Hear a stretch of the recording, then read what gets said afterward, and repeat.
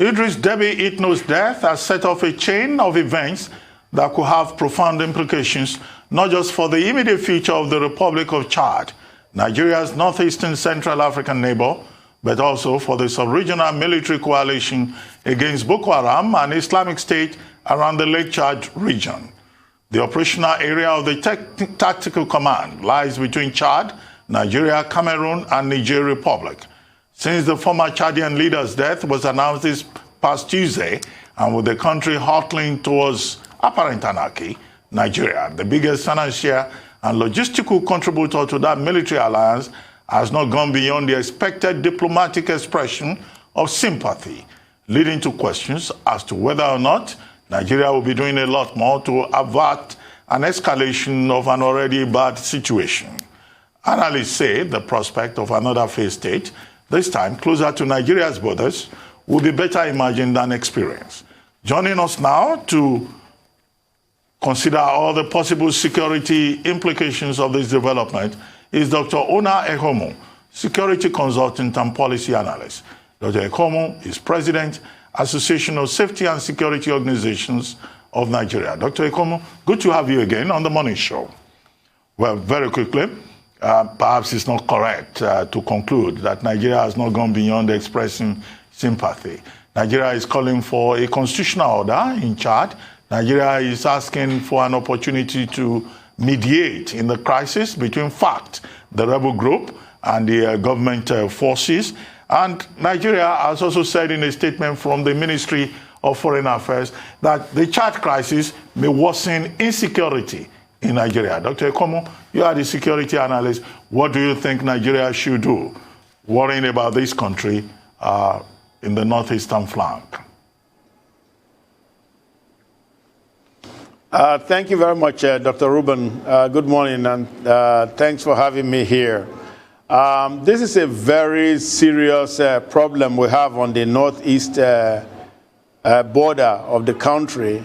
And considering the fact that Boko Haramism is thriving in that region, and the fact that Mr. Deby had been the, perhaps if you made the firewall that had prevented, continuous influx of arms into the country, perhaps for his own personal reasons, I will say that we have a dire situation in our hands.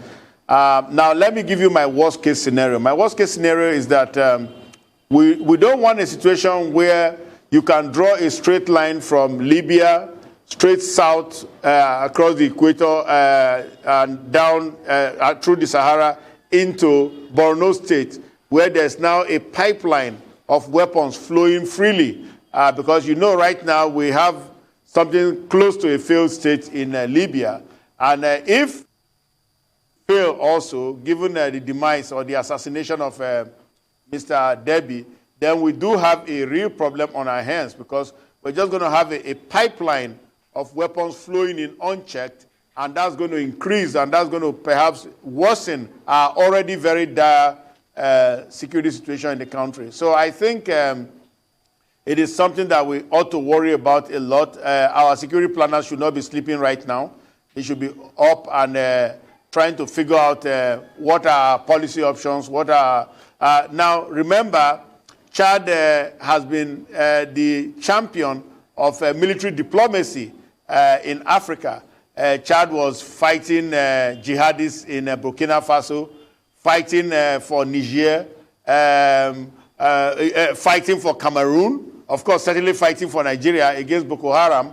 And so we had all of this going on. Now, if you remember the wrath of Boma, which was declared by Mr. Deby back in March last year, after Boko Haram ambushed and killed 92 Chadian troops, Mr. Deby said that this was the single largest loss of military lives, of Chadian military lives, and declared the wrath of Boma and said that they were going to hear, because this happened in Bohoma.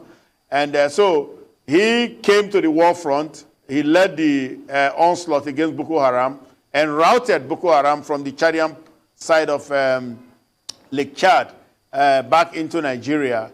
And so that's what he did then, and it was the decisive victory. So much so that even Baba Shekau was asking for mercy from Mr. Deby. So,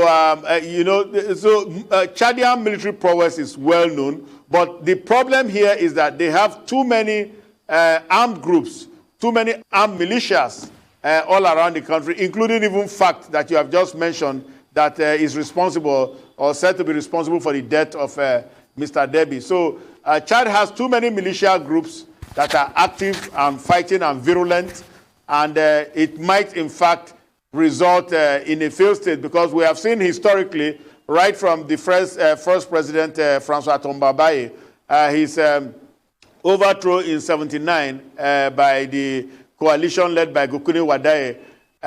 It was an armed overthrow, even though Nigeria got involved in some of that diplomacy, but it was an armed overthrow, more or less. It was a forced overthrow, change of government by force of arms. Now, Wadaye was overthrown in '82 by Hissène Habré by force of arms again.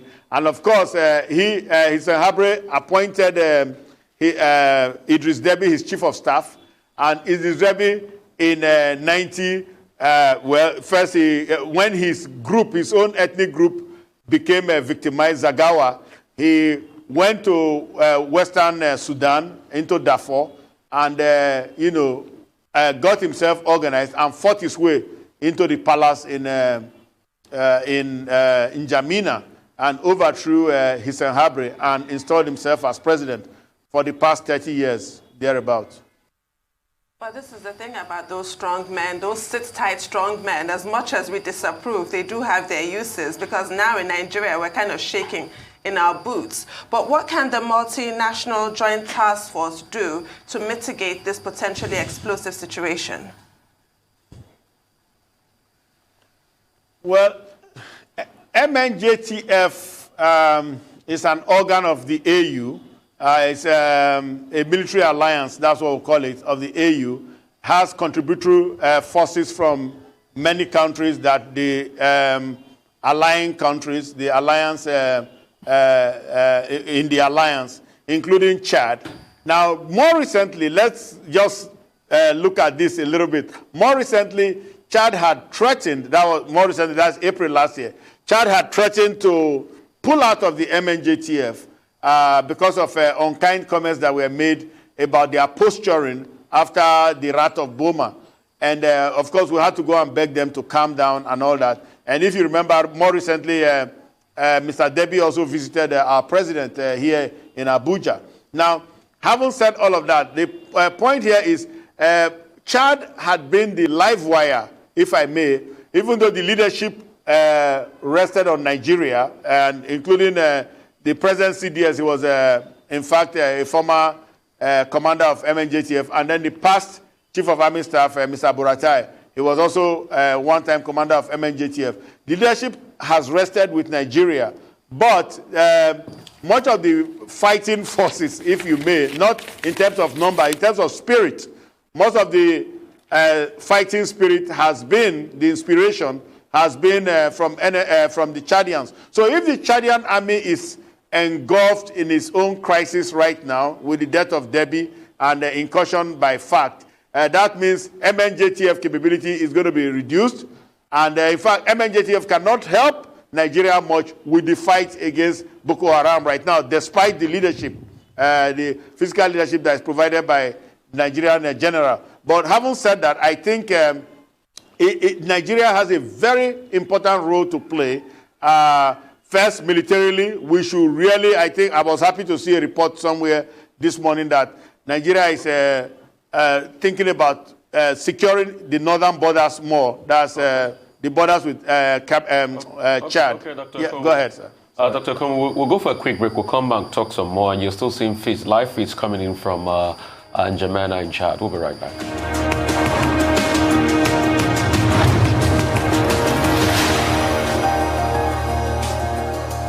Right, welcome back. Still Morning Show right on the Rise News channel. Live feed still coming in from N'Djamena as regards the burial of Idriss Deby Itno.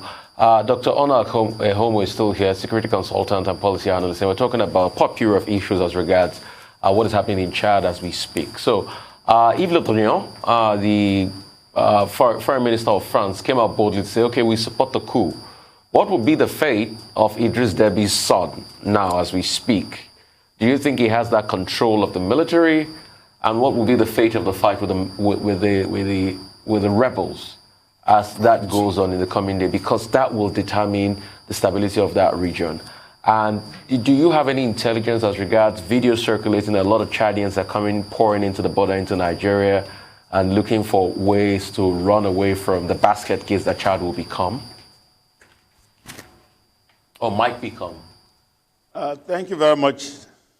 Yes, thank you, Mr. Hosseini. I appreciate you.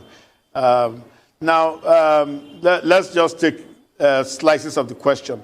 Now, first of all, in terms of the incursion into Nigeria, what might become an IDP problem here, yes, that's going to happen because if, as you know, Chad is a desperately poor country, and if there's instability anywhere, it's the poor that suffer the most.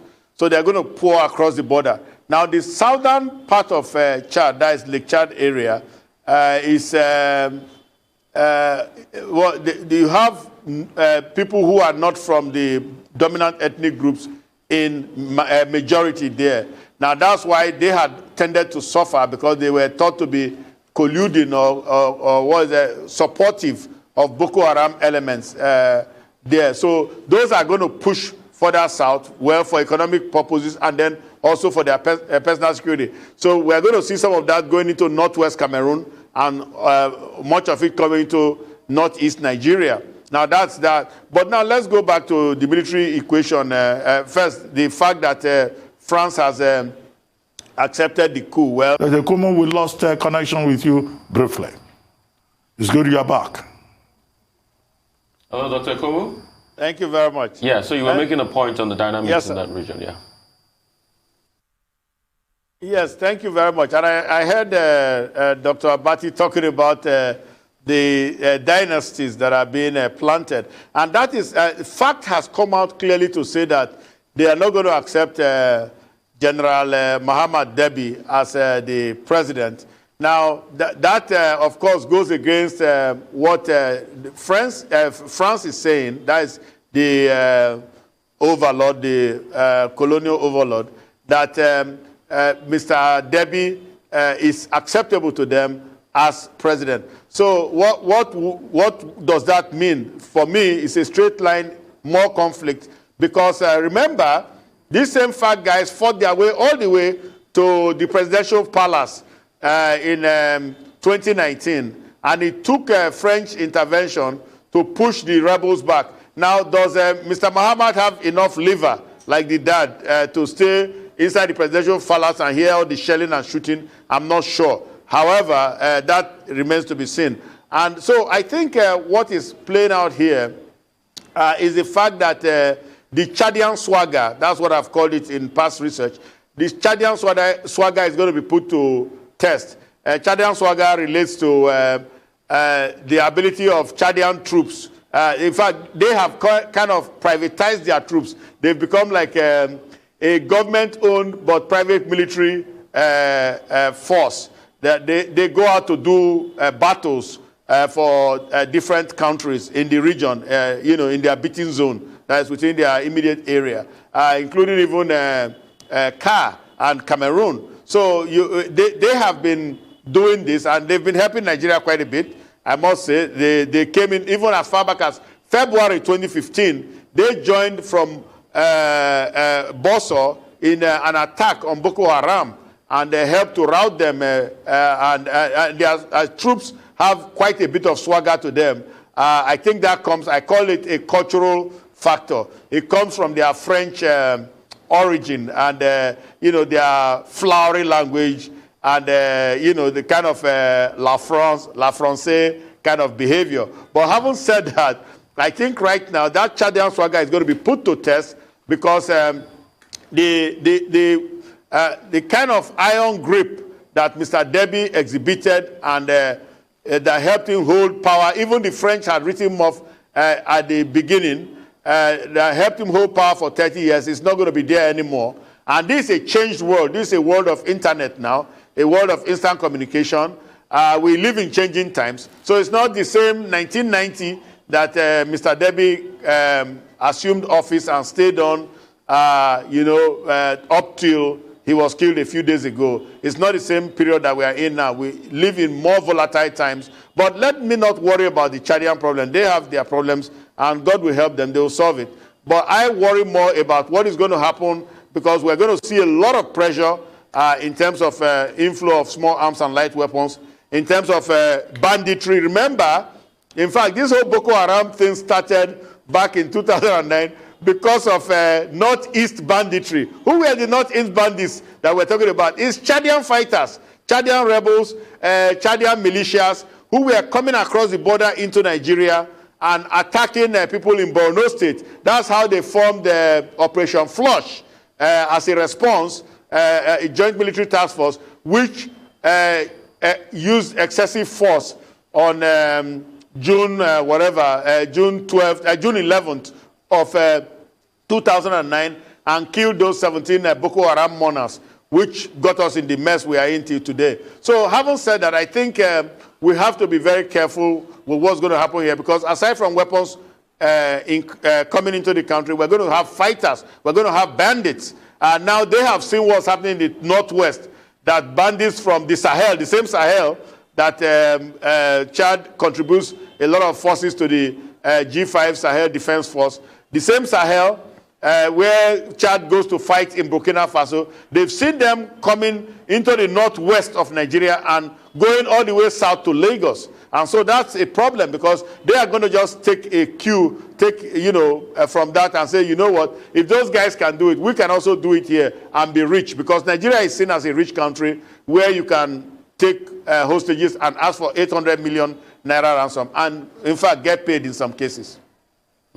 All right. Well, Dr. Komu, we have just about 2-3 minutes left. If you could just comment further on the role of France, which is exercising imperialist interests in parts of Africa, and Niger and Chad are very good allies of France. And you've talked about the ambiguity of France in this matter. What are the implications, and what should Nigeria worry about now that Nigeria has been able to take Niger, more or less, with Bazoum in Niger, but Chad seems to still be in the full grips of France? Yes, well, I think I'm going to worry about regional politics in that context, because a lot of these countries, they take directives, unfortunately. Some of these former French colonies, they take directives from Paris, unfortunately. Now, if France is able to prevail in terms of installing Mr. Mohamed Deby as the president, well, that means, of course, he's going to be hackneying onto France also. So, well, that doesn't mean certainly I'm in support of the rebels. I don't support the rebels. I rather think we should go back to the constitutional order, which called for the Speaker of the House of Assembly to take over in the death of the president. Now, Mr. Deby can remain as vice president, or perhaps even defense minister, or even commander of the armed forces, whatever role fits him, because I think that he will perform better in that role. But I think because of our tendency... well, thank you. Thank you, Dr. Komu. Thank you very much. We seem to have run out of time. Thank you very much indeed.